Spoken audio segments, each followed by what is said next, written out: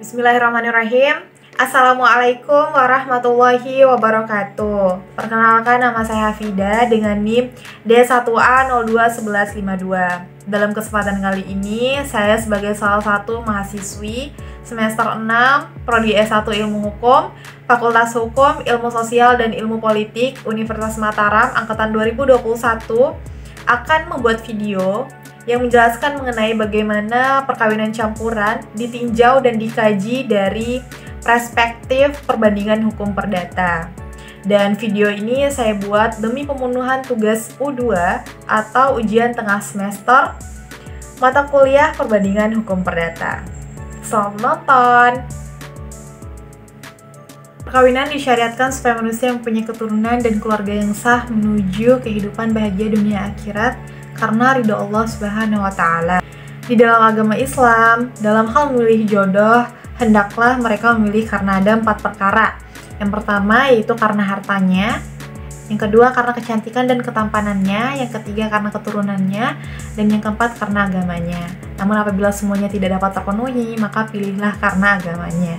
Akan tetapi dalam hal ini yang menjadi permasalahan adalah bolehkah seorang wanita atau pria yang beragama Islam menikah dengan seorang wanita atau pria yang berbeda agama. Walaupun ya, dalam Islam memberikan peluang dan kebolehan seorang pria muslim menikah dengan wanita ahlul kitab. Sedangkan dalam kompilasi hukum Islam atau KHI berdasarkan pasal 40 dan 44 jelas melarang perkawinan orang beragama Islam dengan orang yang bukan agama Islam. Sebagaimana juga tercantum dalam Undang-Undang 1945 pasal 20 ayat 2 bahwa tidak ada perkawinan di luar hukum masing-masing agamanya dan kepercayaannya. Perkawinan campuran dalam peraturan perundang-undangan. Yang pertama menurut State Blade 1896 nomor 158, yaitu perkawinan campuran adalah perkawinan dari orang-orang yang ada di Indonesia yang berada di bawah hukum yang berlainan. Itu menurut pasal 1. Nah, yang pertama ada perkawinan campuran internasional, yaitu antara warga negara dan orang asing, kemudian antara orang-orang asing dengan hukum yang berlainan, dan yang ketiga antara perkawinan yang dilangsungkan di luar negeri. Kemudian yang kedua ada perkawinan campuran antar tempat, misalnya seperti perkawinan antara orang Batak dengan perempuan Sunda, seorang pria Jawa dengan wanita Lampung, antara orang Arab dari Sumbawa dan orang Arab dari Medan, dan sebagiannya disebabkan karena perbedaan tempat. Kemudian yang ketiga ada perkawinan campuran antar golongan atau intergintal, yaitu adanya perkawinan campuran antar golongan disebabkan karena pembagian golongan penduduk oleh pemerintah kolonial kepada 3 golongan, yaitu ada yang pertama ada golongan Eropa, yang kedua ada golongan Timur Asing, dan yang ketiga ada golongan Bumi Putra atau penduduk asli, sehingga perkawinan yang dilakukan antar mereka itu berbeda golongan. Nah, itu disebut perkawinan campuran antar golongan. Nah, contohnya itu yang pertama antara Eropa sama Indonesia, terus antara Eropa sama Tionghoa, antara Eropa dan Arab, antara Eropa dengan Timur Asing, Indonesia dengan Arab, dan masih banyak lagi perkawinan campuran. Kemudian yang keempat ada perkawinan campuran antar agama. Perkawinan antar agama ini ternyata banyak pertentangan gitu dalam prakteknya, karena menurut kaum kolonial itu tetap harus dipertahankan. Bahkan pada tahun 1901 Masehi dianggap perlu dengan ketentuan pasal 7 ayat 2 yang menetapkan bahwa perbedaan agama tak dapat digunakan sebagai larangan terhadap suatu perkawinan campuran. Jadi penambahan ayat 2 pada pasal 7 GHR ini yaitu adalah akibat pengaruh konferensi untuk hukum internasional di Den Haag pada tahun 1900. Nah, setelah beberapa hal yang saya sebutkan tadi, bagaimana atau apa sebabnya mengapa juga ia sampai dikatakan perkawinan campuran, ya karena ada beberapa hal yang mempengaruhi tadi. Perkawinan campuran ini menurut Undang-Undang Nomor 1 Tahun 1974, yaitu merupakan perkawinan antara 2 orang yang ada di Indonesia yang tunduk pada hukum yang berlainan karena perbedaan kewarganegaraan, dan salah satu pihak berkewarganegaraan Indonesia ini terdapat pada pasal 57 Undang-Undang tahun 1974. Ternyata dalam prakteknya, perkawinan campuran ini cukup menimbulkan resiko dan juga masalah. Mulai jadi masalah kesahannya perkawinan, kemudian bagaimana pencatatannya, kemudian bagaimana pembagian kewarganegaraan terhadap anaknya nanti.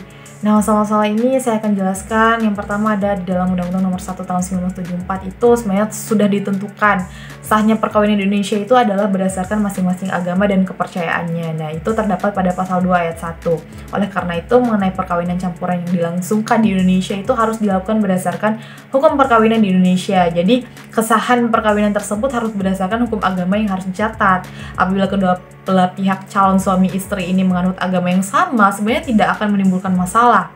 Namun yang menjadi masalah itu hukum antar agama mereka. Jadi masalahnya tidak akan menjadi rumit apabila mungkin jalan keluarnya salah satu pihak rela meleburkan diri mengikuti kepada agama yang satu. Ini muncul karena kedua belah pihak ini masih mempertahankan keyakinannya masing-masing gitu. Terlebih lagi kantor catatan sipil berdasarkan keputusan Presiden nomor 12 tahun 1983 itu tidak lagi berfungsi untuk menikahkan. Nah, setelah masalah sah dan tidaknya suatu perkawinan campuran, yang kemudian muncul lagi masalah yang kedua, yaitu masalah pencatatan. Mengenai perkawinan campuran ini dalam Undang-Undang Nomor 1 Tahun 1974 itu sebenarnya tidak ada ketentuan yang mengatur secara khusus tentang pencatatan perkawinan campuran. Jadi apabila perkawinan dilangsungkan di Indonesia, maka berlaku ketentuan pasal 2 ayat 2 Undang-Undang Nomor 1 Tahun 1974 dan ketentuan pasal 2 sampai dengan pasal 9 PP Nomor 9 Tahun 1975 tentang pelaksanaan Undang-Undang Nomor 1 Tahun 1974. Yang antara lain itu disebutkan yang pertama pada pasal 2 ayat 2 Undang-Undang Nomor 1 Tahun 1974 di mana tiap-tiap perkawinan dicatat menurut peraturan perundang-undangan yang berlaku. Kemudian yang kedua, pasal 2 Peraturan Pemerintah Nomor 9 Tahun 1975. Pencatatan perkawinan dari mereka yang melangsungkan perkawinannya menurut agama Islam dilakukan oleh pegawai pencatat sebagaimana dimaksud dalam Undang-Undang Nomor 32 Tahun 1954 tentang pencatatan nikah, talak dan rujuk. Pencatatan perkawinan dari mereka yang melangsungkan perkawinan menurut agamanya dan kepercayaannya itu selain agama Islam dilakukan oleh pegawai pencatatan perkawinan pada kantor catatan sipil sebagaimana dimaksud dalam berbagai perundang-undangan mengenai pencatatan perkawinan. Namun di dalam kenyataannya itu sering terjadi untuk mudahnya pasangan tersebut kawin berdasarkan agama salah satu pihak nih. Nah, kemudian setelah perkawinan disahkan, mereka kembali lagi ke keyakinan mereka masing-masing. Di Indonesia perkawinan antar agama ini masih merupakan suatu problem yang perlu dicarikan jalan keluarnya, karena sebaik-baiknya mengenai kesahan perkawinan campuran ini memang belum ada pengaturan khusus, sehingga di dalam prakteknya sering terjadi. Dan untuk memudahkan pasangan tersebut kawin berdasarkan agama salah satu pihak saja gitu. Namun kemudian setelah perkawinan disahkan, mereka kembali kepada keyakinan mereka masing-masing. Nah, di samping itu juga terdapat pasangan yang melangsungkan pernikahan di luar negeri. Kemudian mereka baru gitu mau didaftarkan ke Indonesia. Berdasarkan hal-hal tersebut, masalah perkawinan campur ini tidak mungkin dihilangkan. Maka perlu adanya kepastian hukum sebagaimana dibuatkan suatu pengaturan mengenai kesahan perkawinan campuran ini begitu.